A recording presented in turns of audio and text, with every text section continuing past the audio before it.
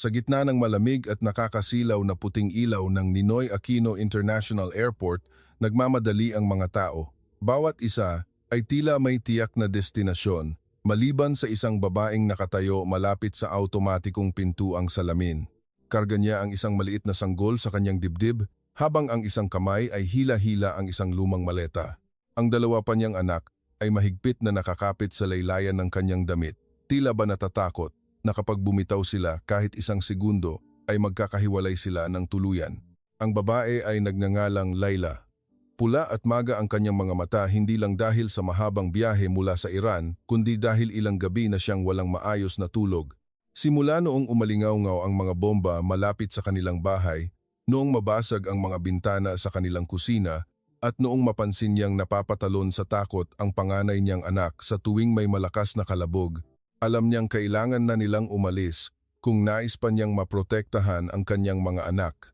Ang Pilipinas ay hindi nila pangarap na bansa at lalong hindi ito ang kanilang orihinal na destinasyon. Ngunit ito, ang natatanging pintuang nagbukas sa gitna ng kanilang kawalan ng pag-asa, ang tanging bansang nagbigay ng pagkakataon para maitakas niya ang tatlo niyang anak mula sa nag-aapoy nilang bayan. Tumingala ang kanyang panggitnang anak na babae at nagtanong sa mahinang boses, "Ma, wala na bang giyera rito?" Tila ba may pinipilipit na bubog sa dibdib ni Laila dahil sa tanong na iyon.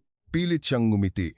Dahan-dahang hinaplos ang buhok ng anak at sumagot kahit nanginginig ang puso, "Oo anak, ligtas na tayo rito." Ngunit ang totoo, maging siya ay hindi sigurado. Sa maliit na bag ni Laila, kakarampot na lang ang natitirang pera. Hindi kumpleto ang kanilang mga dokumento. Hindi siya marunong magtagalog, at ang Ingles niya ay barya-barya lang mga maiikling pangungusap na minadali niyang isaulo habang nagtatago sa mga shelter. Ang pinakamabigat sa lahat, walang naghihintay sa kanila. Walang kamag-anak, walang kaibigan, walang bahay. Ang tanging hawak niya ay isang gusot na papel kung saan nakasulat ang address ng isang mumurahing motel na ibinigay ng isang kakilala sa refugee camp na may kasamang payo, "Pumunta muna kayo riyan, tapos saka na kayo humanap ng paraan." Napakadaling sabihin ng saka na humanap ng paraan kung hindi ikaw ang may kargang isang inaantok na sanggol at umaakay sa dalawang bata na hindi maintindihan kung bakit kailangan nilang laging tumakbo para mabuhay. Nang bumukas ang pintuang salamin, sumalubong sa kanila ang mainit at maalinsangan na hangin ng Maynila. Tumingin si Laila sa mahabang pila ng mga nakaparadang taxi. Lumunok siya at tinipon ang natitira niyang lakas para humakbang. Hindi niya alam na, sa gabing iyon ng labis na pagod at kawalan ng pag-asa, ang desisyon niyang sumakay sa isang partikular na taxi ay magpapabago sa buhay nilang mag-iina habang buhay. Maayos ang pila ng mga taxi sa labas ng airport. Sanay na ang mga driver, ang iba ay nakatingin sa relo, ang iba ay naghihikab, at ang iba naman ay nagtatawag ng pasahero dahil sa ganitong oras, bawat minuto ay katumbas ng kikitain. Ngunit may isang driver na tahimik lang na nakaupo sa likod ng manibela. Ang kanyang sasakyan ay mas malinis kumpara sa iba. Sa kanyang rearview mirror ay may nakasabit na mabangong sampaguita at sa ibabaw ng dashboard ay may nakapatong na litrato ng isang dalagang nakasuot ng uniforme sa eskwelahan. Siya si Mang Berting, 52 taong gulang, sa libu-libong pasaherong naisakay niya. Nakita na niya ang lahat, mga maiingay na turista, mga pagod na empleyado, mga lasing, mga umiiyak, mga nag-aaway, at mga taong tila ba kalahati na lang ng kanilang kaluluwa ang humihinga. Ngunit nang makita niyang papalapit si Laila kasama ang tatlong bata, alam niya agad na hindi ito pangkaraniwang pasahero. Hindi dahil sa kanilang luma at tagpi-tagping damit, hindi dahil sa bakas ng takot sa kanilang mga mukha o sa batang nakasandal sa ina dahil sa matinding pagod, kundi dahil sa mga mata ni Laila, mga mata ng isang taong pilit na tumatayo kahit na durog na ang kanyang buong pagkatao. Agad na bumaba si Mang Berting, binuksan ang trunk ng sasakyan at tinulungang isakay ang lumang maleta nang walang maraming tanong. Pilit na nagsalita ng Ingles si Laila nang marahan, "Please, this address." Inabot niya ang gusot na papel. Tiningnan ito ni Mang Berting. Alam niya ang lugar, isang mumurahin at lumang motel sa gilid ng kalsada na madalas tuluyan ng mga taong wala ng ibang mapagpilian at hindi lugar para sa mga ordinaryong turista. Muli niyang nilingon ang tatlong bata. Ang panganay na lalaki ay pilit na umuupo ng diretsyo, nagpapakatapang para sa kanyang ina. Ang batang babae ay takot na nakatingin sa paligid, habang ang sanggol ay tulog na tila sumuko na ang katawan nito. "Sakay na po kayo, ma'am. Ako na bahala," malumanay na sabi ni Mang Berting sa Tagalog. Alam niyang hindi siya maiintindihan ng babae, pero ang tono ng kanyang boses ay sapat na para maghatid ng katiyakan. Tumango ng bahagya si Laila at isinakay ang mga bata. Sa unang bahagi ng biyahe, walang ibang maririnig kundi ang ugong ng makina ng taxi at ang boses ng navigation app. Paminsan-minsan ay sumusulyap si Mang Berting sa rearview mirror. Nakita niya kung paano yakapin ni Laila ang kanyang bag, tila ba iyon na lamang ang natitirang bahagi ng kanyang lumang buhay. Nang lumabas ang sasakyan sa airport at binagtas ang malawak na kalsada, nagsimulang umiyak ng mahina ang panggit ng bata. "Ma, saan na naman tayo pupunta?" Sinubukan siyang patahanin ni Laila gamit ang wikang Farsi. Kahit hindi naiintindihan ni Mang Berting ang mga salita, naramdaman niya ang bigat nito.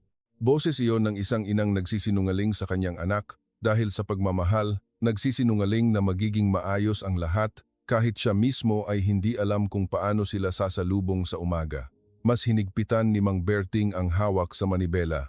Hindi siya pakialamerong tao, pero nang gabing iyon, may bumulong sa isip niya na kung ibababa niya lang ang pamilyang ito sa motel, hindi magiging maganda ang katapusan ng kanilang gabi. Buhay pa ang mga ilaw ng Maynila.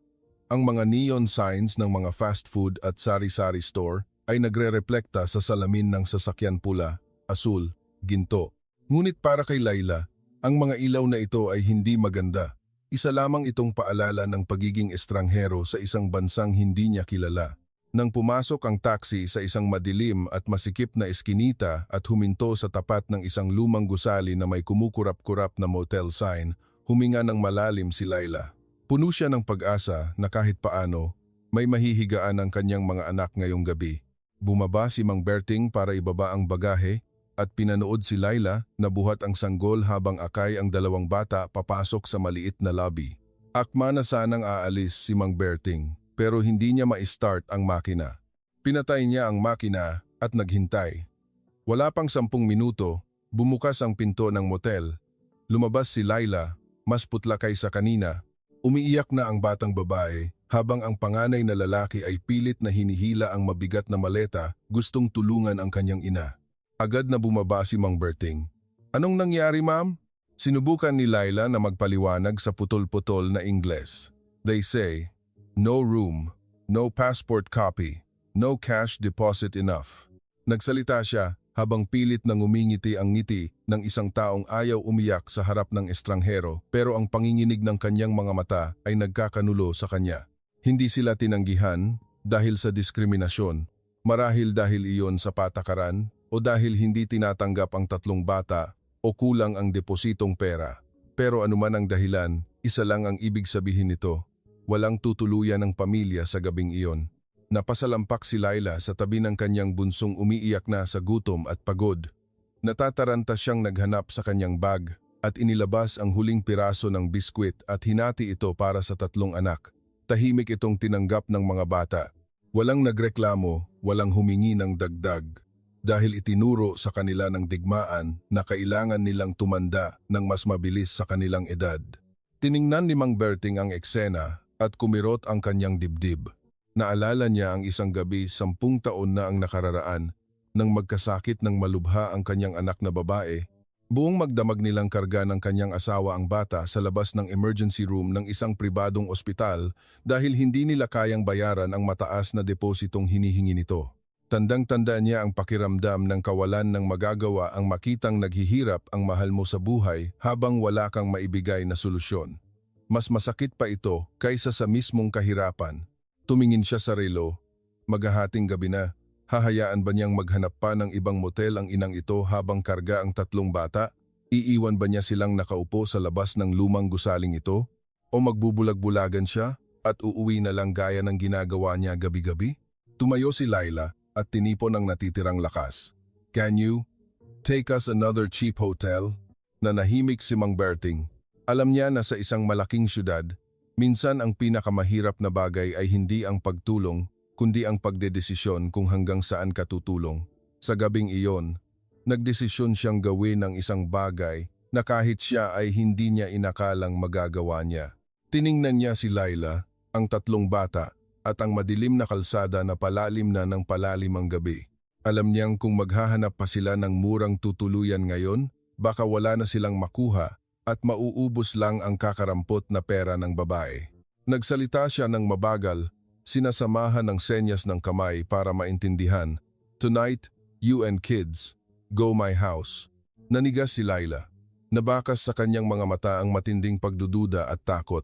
Matapos ang digmaan, matapos ang pagtakas, matapos makaranas ng mga taong mabait sa simula pero nang iisa sa huli, alam niyang ang tulong mula sa isang estranghero ay minsan kasing peligroso ng mismong panganib. Home? Paniniguro niya. Tumango si Mang Berting. Yes. Rest. Sleep. Tomorrow, we find way. Hindi alam ni Laila kung tatanggi ba siya o papayag. Itinuro ng mundong pinanggalingan niya na ang maling pagtitiwala ay maaaring maging katapusan nila. Ngunit sa sandaling iyon, wala na siyang ibang pagpipilian. Tumingala ang kanyang panganay na anak, na lalaki hindi ito nagsalita. Pero ang mga mata nito ay nagmamakaawang, Ma, pagod na ako. Ang batang babae ay nanginginig na sa antok at takot, habang ang sanggol ay tulog sa balikat niya, walang kamalay-malay na wala silang masisilungan. Nang makita ni Mang Berting ang pag-aalinlangan, inilabas niya ang kanyang lumang cellphone at ipinakita ang mga litrato ng kanyang pamilya. Isang litrato ng maliit nilang bungalow na bahay, litrato ng asawa niyang nagdidilig ng halaman, at litrato ng anak niyang babae na nakasuot ng graduation toga. Itinuro niya ang mga ito isa-isa. My wife, my daughter, family. Tinitigan iyon ni Laila ng matagal. Ang mga ordinaryong litrato sa basag na screen ng cellphone ay nagpanginig sa kanyang puso dahil totoo ito. Hindi ito gawa-gawa. Mukha itong ordinaryong buhay ang buhay na mayroon din siya bago kunin ng giyera ang lahat. Tiningnan niya ang kanyang tatlong anak, pumikit ng mariin, at dahan-dahang tumango. Tonight. Ngumiti ng tipid si Mang Berting. Only tonight. Ngunit ang totoo, walang nakakaalam na ang gabing iyon ang magiging simula ng isang mas malaking kwento. Sa biyahe papunta sa bahay ni Mang Berting, dumaan sila sa mga tulay, sa mga convenience store na bukas pa, at sa mga taong normal na namumuhay. Tahimik si Laila, pero kakaiba na ang katahimikang ito kumpara kanina. May takot pa rin, pero may manipis ng sapot ng pag-asa na sumisingit. Nang pumasok ang sasakyan sa isang maliit na barangay kung saan magkakadikit ang mga bahay, may naririnig na asong tumatahol sa malayo at bukas pa ang ilaw sa ilang sari-sari store, naramdaman ni Laila ang kakaibang kapayapaan sa kapayakan ng lugar. Pumarada ang taxi sa tapat ng isang maliit na bahay. Bumukas ang pinto at lumabas ang isang ginang na may halatang pagtataka sa mukha. Sa gabing iyon, hindi lang si Laila ang papasok sa bahay ng isang estranghero, isang ordinaryong pamilyang Pilipino rin ang magbubukas ng kanilang pinto upang tanggapin ang kwento ng mga takas sa digmaan nang hindi nila namamalayan. Ang babaeng nasa pinto ay si Aling Maria, ang asawa ni Mang Berting. Nakasuot siya ng simpleng duster. May nakasampay na basahan sa balikat dahil kakatapos niya lang maghugas ng plato. Punong-puno ng katanungan ang kanyang mukha nang makita ang asawang may kasamang dayuhang babae at tatlong gusgusing bata. Sino yan, Berting? Pabulong niyang tanong. Agad na lumapit si Mang Berting at mabilis na ipinaliwanag ang nangyari sa airport at sa motel. Habang nag-uusap sila, nakatayo lang si Laila sa labas ng pinto, yakap ang mga anak, hiyang-hiya, at handang umatras anumang oras kung hindi sila tatanggapin ng may bahay. Tahimik na nakinig si Aling Maria. Nang ibaling niya ang kanyang paningin sa pamilya, huminto ang kanyang mga mata sa panggitnang bata na mahigpit na nakayakap sa isang lumang manika. Marumi at luma na ang manika at malinaw na iyon na lang ang tanging naisalba ng bata mula sa nasira nilang tahanan.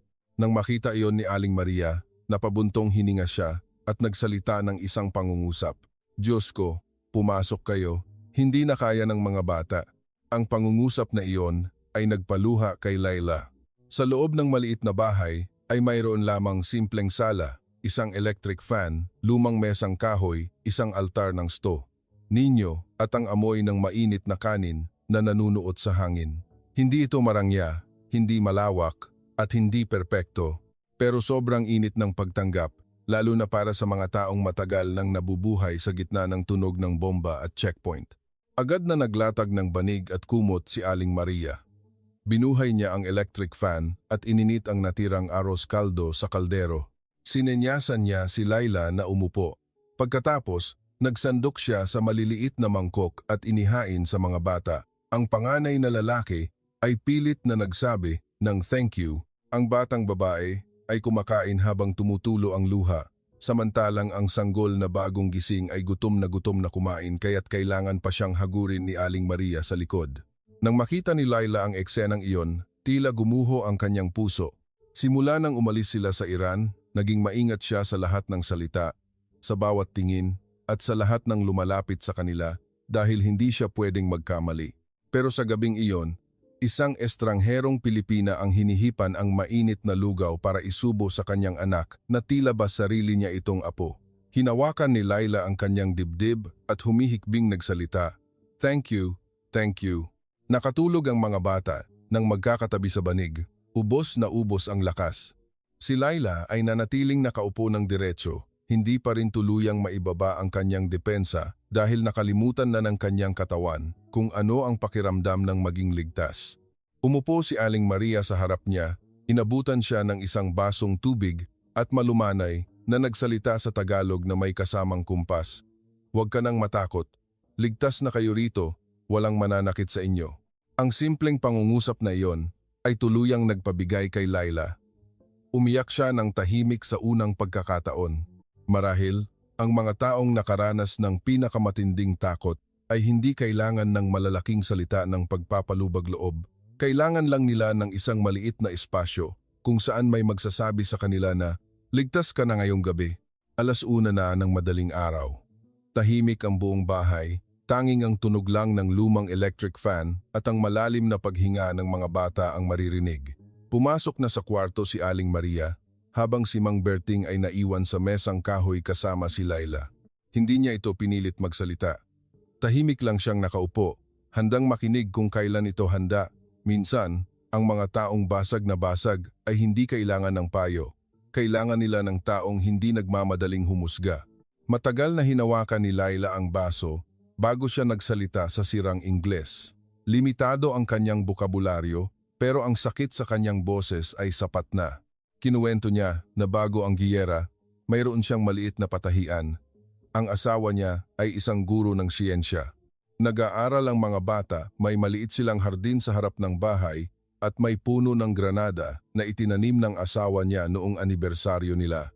Hanggang sa nagbago ang lahat, nagsimula sa mga balita, sa madalas na brownout, sa tunog ng putukan sa malayo, sa mga kakilalang nawawala, sa pagsara ng mga paaralan, at sa isang gabi kung saan kailangan nilang matulog sa ilalim ng mesa dahil papalapit na ang mga bomba. Nakinig lang si Mang Berting.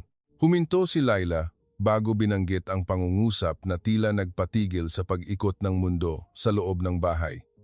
"My husband, he stayed." Hindi na niya tinuloy ang kwento, pero sinabi na ng mga mata niya ang lahat. Pinili ng kanyang asawang magpaiwan para alagaan ang matatanda nitong magulang na ayaw lumikas. Pinaalis muna nito si Laila at ang mga bata at sinabing susunod siya, ngunit makalipas ang ilang linggo, nawala na ang komunikasyon. May balita lang mula sa isang kapitbahay na pinasabog ng matindi ang kanilang lugar. Hindi sinabi ni Laila na patay na ang asawa niya. Dahil sa kaibuturan ng puso niya, hindi pa rin siya sumusuko. Hanggat walang opisyal na nagbabalita, may kakapitan pang pag-asa kahit kasing nipis ito ng sapot ng gagamba.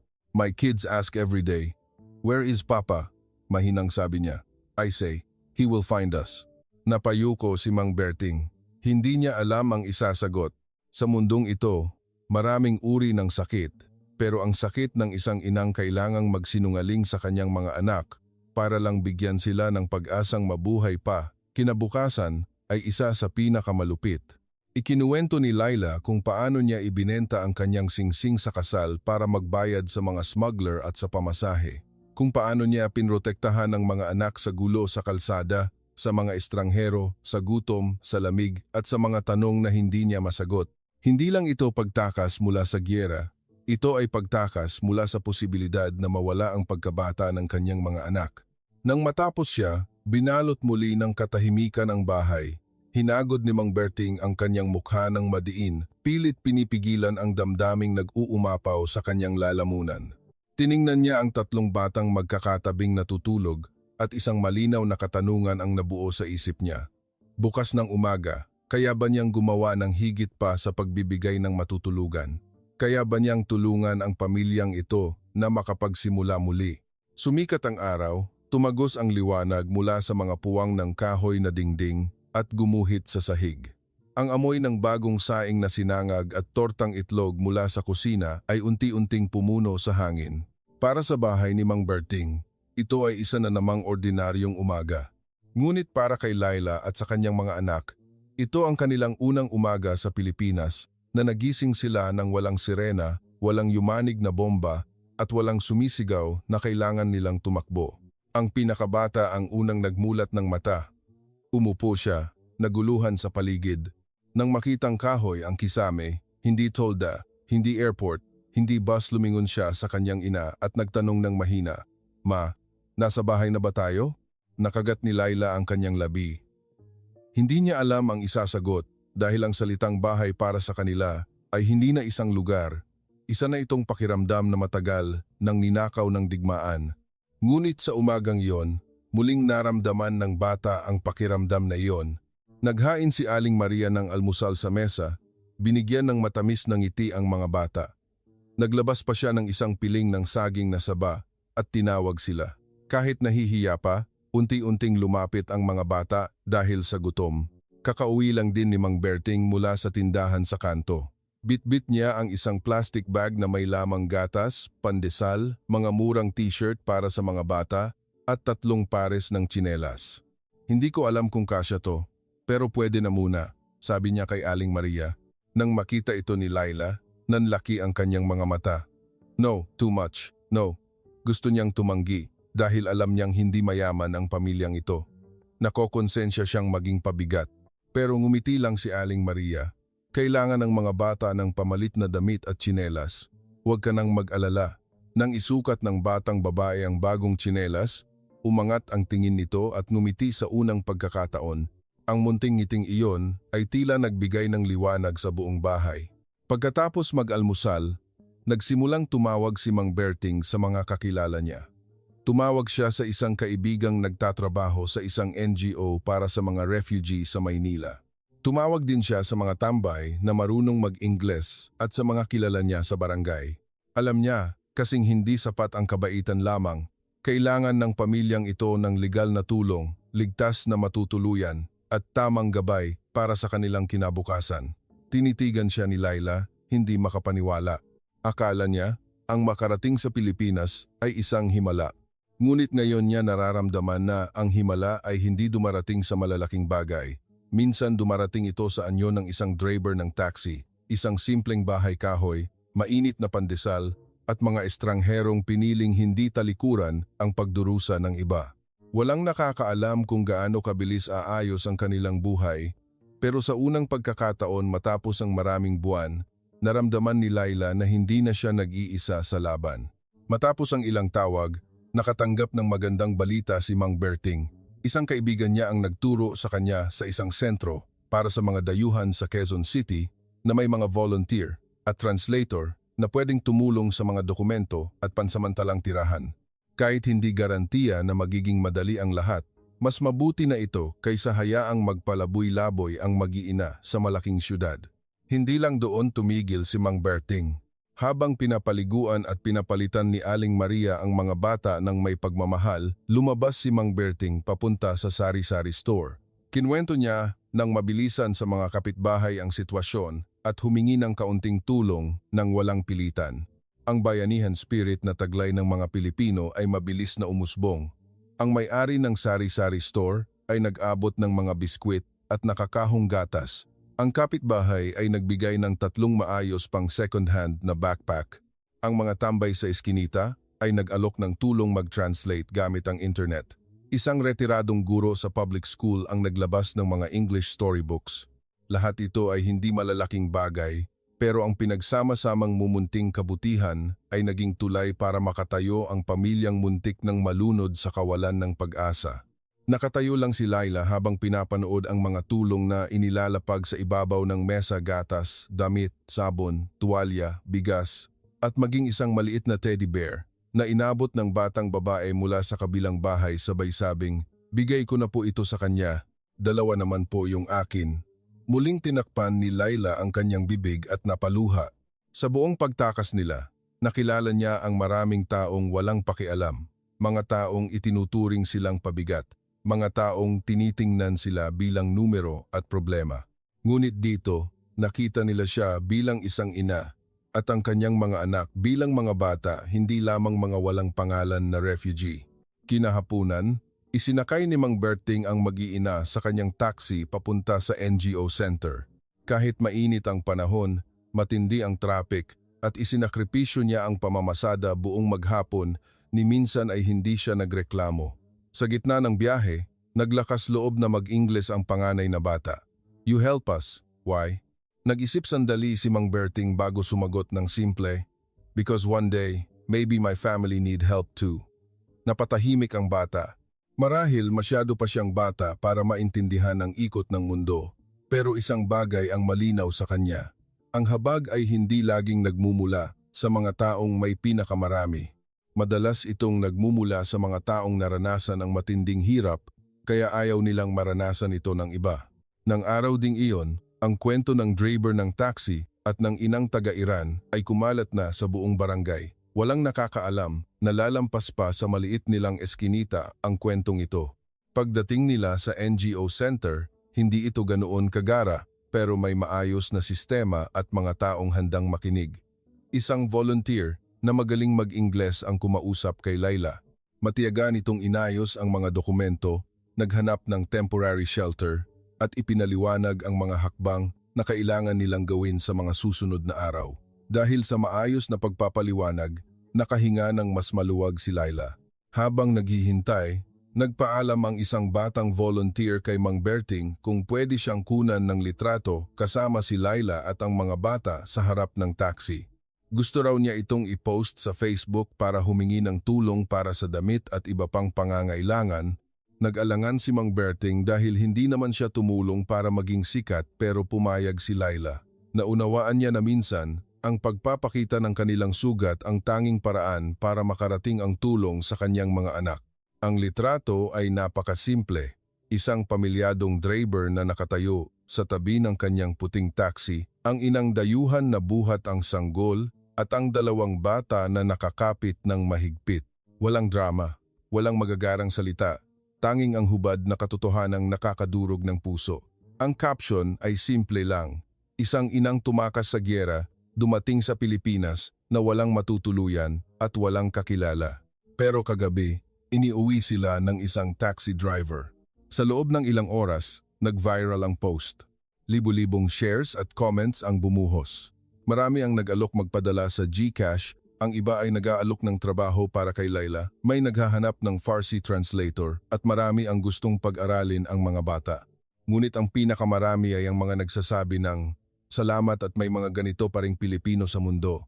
Hindi makapaniwala si Mang Berting. Siya ay isang ordinaryong driver lamang. Hindi niya inakalang ang desisyon niya noong gabing iyon ay pag-uusapan ng buong bansa. Ngunit ang pinakatumaos sa kanyang puso ay nang makita ng panggit ng anak ni Laila ang cellphone at magtanong sa translator, "Kilala ba tayo ng mga taong ito? Bakit ang bait nila sa atin?" Walang nakasagot, kundi ang mga ngiti at luha ng mga nakatatanda sa kwarto.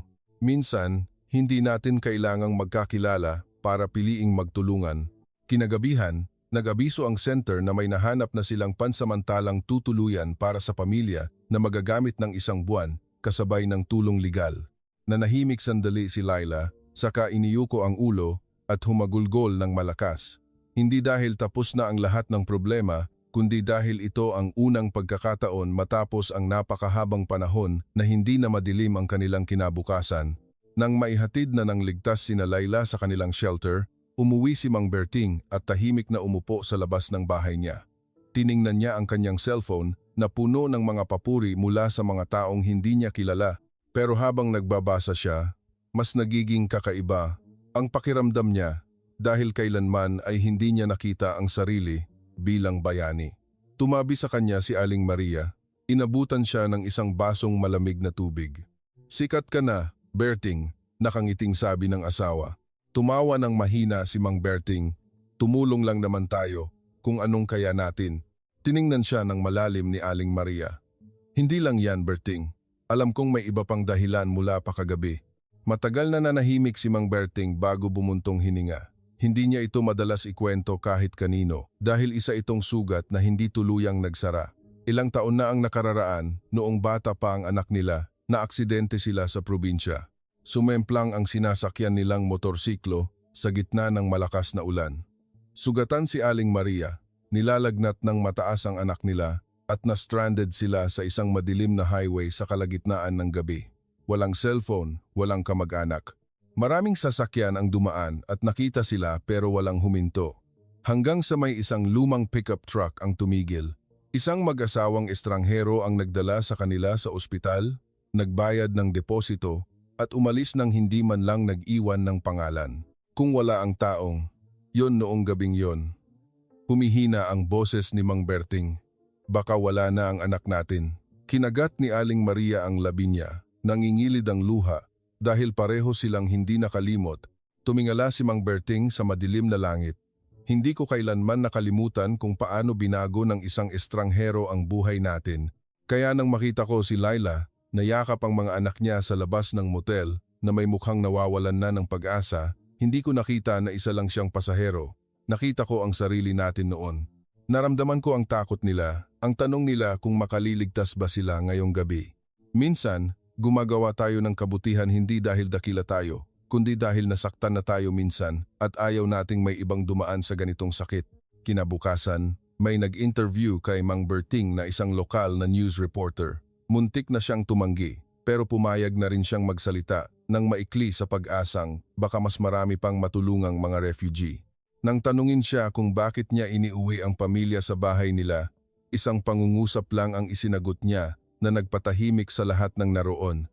"Nang makita ko ang 3 batang iyon, alam ko na kung aalis ako at iiwan ko sila, hindi ko mapapatawad ang sarili ko habang buhay." Lumipas ang ilang linggo, unti-unting umayos ang buhay ni Laila. Hindi man perpekto ang kanilang temporary shelter, ngunit malinis ito at ligtas, at may mga taong laging nakagabay. 3 beses sa isang araw kumakain ang mga bata. May higaan, may sulok na pwede silang mag-drawing, at may mga volunteer na nagtuturo ng Ingles at mga simpleng salitang Tagalog tuwing hapon. Ang unang salitang natutunan ng panggitnang bata ay "Salamat", at madalas niya itong ginagamit kaya laging nakangiti ang mga tao sa kanya. Ang panganay na lalaki ay unti-unti nang ibinababa ang kanyang depensa. Mula sa batang pilit na nagpapakatanda, bumalik na siya sa pagiging isang batang mahilig magbuo ng second-hand na Lego at nagtatanong ng maraming bagay. Ang bunso ay hindi na napapatalon kapag may malakas na kalabog at nag-uumpisa na itong makipagtakbuhan sa ibang mga bata sa shelter. Si Laila naman, bagamat naroon pa rin sa kanyang mga mata ang anino ng pangungulila, ay hindi na nakayuko tulad noong unang araw. Tumutulong na siya sa mga gawain sa shelter, naglalaba, nagtutupi, at nag-aalaga ng ibang bata. Nang malaman ng mga volunteer na marunong siyang manahi, may nag-donate ng second-hand na sewing machine. Noong unang beses na muling mahawakan ng mga daliri ni Laila ang tela, gunting at sinulid, matagal siyang natulala. Pakiramdam niya ay may bahagi ng sarili niya na pinatay ng giyera na tahimik na ibinalik sa kanya.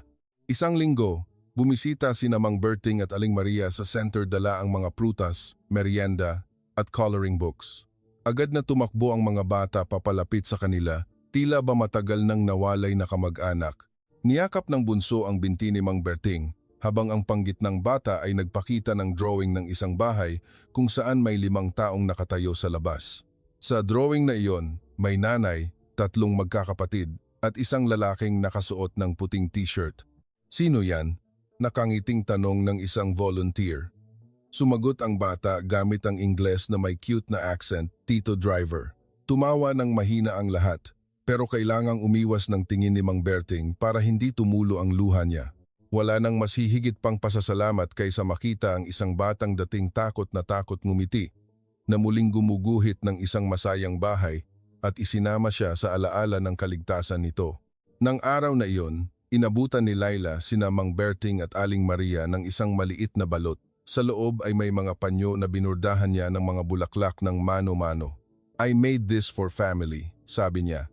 Tinanggap ito ni Aling Maria habang umiiyak. Minsan, ang mga taong halos wala nang natitira sa buhay ay sila pang may pinakamagandang nais ibalik mula sa kanilang puso. Kaya naman ang simpleng regalong ito ay mas mahalaga pa kaysa anumang mamahaling bagay. Sa araw na iyon, alam ng lahat na hindi pa tapos ang laban. Mahaba pa ang proseso sa mga papeles at hindi pa rin tiyak ang bukas. Pero ang pinakamahalagang bagay ay nangyari na ang pamilyang nakarating sa Pilipinas ng puno ng takot ay nagsisimula na muling huminga ng may pag-asa. Lumipas pa ang ilang buwan. Naging mas matatag ang sitwasyon ni Laila. Mas nakatanggap siya ng malinaw na legal assistance. Ang mga bata ay naisali sa isang community-based learning system. May mga nag-sponsor para sa kanilang mga pang-araw-araw na gastos at ang mga tinatahi ni Laila ay unti-unti nang binibili ng mga tao online sa tulong ng mga volunteer. Hindi pa madali ang buhay, pero ngayon, umaandar na ito paabante. Isang araw, nag-organisa ang center ng isang maliit na salu-salo bilang pasasalamat sa mga volunteer at mga tumulong mula sa komunidad. Siyempre, imbitado sina Mang Berting at Aling Maria. Nang pumasok sila sa maliit na kwarto na dinekorasyunan ng mga simpleng lobo at may nakasabit na salitang pag-asa, sinalubong agad sila ng yakap ng tatlong bata. May hawak na papel si Laila. Sinabi niyang may gusto siyang sabihin. Kahit hindi pa rin perpekto ang Ingles niya, sobrang tahimik ng kwarto habang nakikinig ang lahat. Tumingin siya kay Mang Berting at dahan-dahang nagsalita na may panginginig sa boses. "Nang dumating ako sa Pilipinas, hindi lang ako natakot na maging mahirap. Hindi lang ako natakot na mawalan ng bahay. Ang pinakakinatatakutan ko ay ang kawalan ng puso ng mga tao." Huminto siya para pigilan ang luha. Pero isang taxi driver ang nagbigay ng pagkakataon para makatulog ang mga anak ko nang hindi umiiyak noong unang gabi namin. Hindi lang niya kami binigyan ng bahay ng isang gabi. Binigyan niya kami ng patunay na ang mundong ito ay ligtas pa rin para palakihin ang tatlong bata. Katahimikan ang bumalot sa kwarto. Nakayuko si Mang Berting, pilit pinapatigas ang sarili dahil hindi siya sanay na nasa gitna ng atensyon. Ngunit ang mga salitang iyon ay tumumbok sa mismong puso niya dahil hindi niya inakalang ang pagbubukas ng kanyang pinto sa loob ng isang gabi ay aabot sa ganitong kalalim na kahulugan. Nagpatuloy si Laila. "Maraming kinuha ang giyera sa amin, bahay, asawa, kasiguruhan at ang kinabukasan namin, pero ipinakita sa akin ng kabaitan ng mga Pilipino na may isang bagay na hinding-hindi makukuha ng digmaan at iyon ay ang ating pagiging tao." Marami ang nagpunas ng luha. Lumapit ang panggit ng batang babae, tumabi sa kanyang ina at nagsalita ng wikang Tagalog na ilang araw niyang pinraktis. "Salamat po, Tito Driver." Pumalakpak ng malakas ang lahat sa loob ng kwarto. Ngunit sa likod ng ingay ng palakpak, may mas malakas na katotohanang umalingaw-ngaw. Ito ay ang realisasyon na minsan, hindi nagbabago ang mundo dahil sa mga dakilang pinuno o sa mga magagandang salita. Nagbabago ang mundo dahil may isang ordinaryong tao na nagdesisyong hindi talikuran ang pagdurusa ng iba. At iyon ang ginawa ng driver ng taxi. Hindi lang siya basta nagsakay ng pasahero mula sa airport. Hindi lang niya basta iniuwi ang isang pamilya. Hindi lang siya nag-alok ng lugaw, banig at matutulugan. Nagbigay siya ng isang bagay na mas mahalaga kaysa roon. Ibinalik niya ang pananampalataya sa puso ng isang ina. Ibinalik niya ang pagkabata ng tatlong supling at nag-iwan siya ng mensahe sa buong mundo. Kahit kayang wasakin ng digmaan ang isang bansa, hinding-hindi nito kayang sirain ang habag na nananalaytay sa puso ng bawat tao.